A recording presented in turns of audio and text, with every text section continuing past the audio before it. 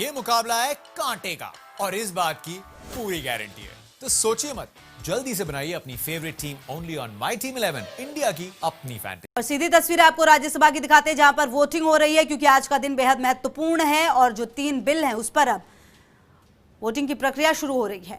ये तस्वीरें सामने आ रही हैं जो आपको हम दिखा रहे हैं। कृषि से जुड़े 3 बिल राज्यसभा में पेश। कृषि मंत्री नरेंद्र सिंह तोमर ने राज्यसभा में पेश किए बिल और यहां पर दलीलें भी रखी गई, अपनी बातें भी रखी गई। किसानों के जीवन में क्रांतिकारी बदलाव आएंगे, ये कहा जा रहा है।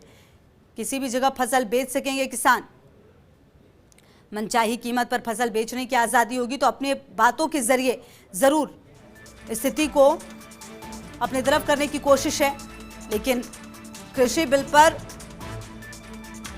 हंगामा शुरू हो चुका है। उपसभापति के सामने ही रूल बुक भी फाड़ी गई है।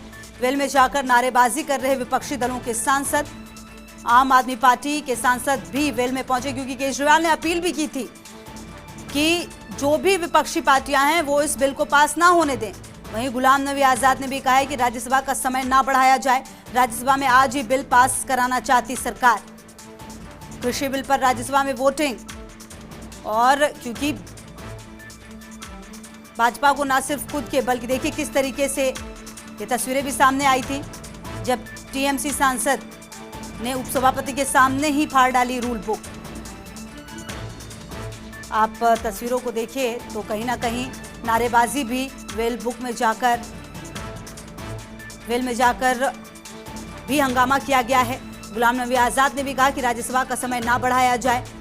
तो जरूर अपनी अपनी दलीलें दी जा रही हैं, क्योंकि सरकार अपनी दलीलों में ये कह रही है कि ये क्रांतिकारी परिवर्तन किसानों के जीवन में लेकर आएगा ये बिल, लेकिन विपक्ष मानने को तैयार नहीं है। राहुल गांधी ने भी ट्वीट करके सवाल उठाए कि किसानों को एमएसपी कैसे मिलेगा।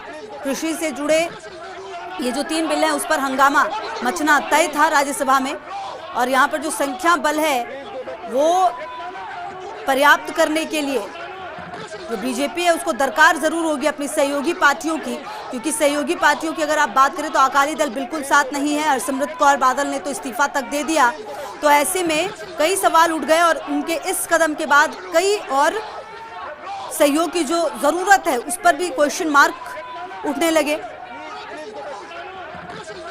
और अब सहयोग की दरकार जरूर है। ऐसे में अब देखना ये होगा कि जो बाकी की पार्टी हैं उनका रुख क्या होगा, क्योंकि देखिए चाहे आप कांग्रेस की बात करें या फिर टीएमसी की बात करें, आम आदमी पार्टी की बात करें, ये बिल्कुल भी समर्थन नहीं कर रहे हैं।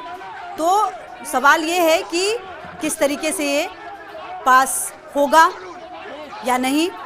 हालांकि दलीलें सरकार की तरफ से यही दी गई कि ये किसानों के जीवन में क्रांतिकारी परिवर्तन लेकर आएगा, इसको पॉजिटिव बताया गया है।